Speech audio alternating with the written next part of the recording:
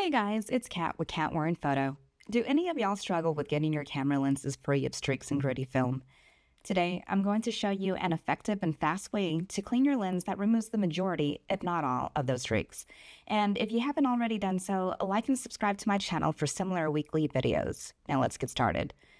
You'll need the following 5 items: an air dust blower for your lens, cotton swabs, whether standard brand or one specifically made for camera lenses, distilled or demineralized water in a small bowl, and make sure to include this as part of the cleaning regimen, otherwise you could damage your lenses by just using cotton swabs alone, a small rag, and the following simple technique. First, dip your cotton swab in the distilled water. Second, rub the excess water from the cotton swab onto the rag. Third, with a damp cotton swab, apply circular motions onto the lens. You can start from the outer perimeter of the lens and work your way inward, or vice versa. Then, I like to periodically coat the lens with my breath and then apply those circular motions again with the clean cotton swab. Finally, repeat as necessary. Before and after. How do you all clean your camera lenses?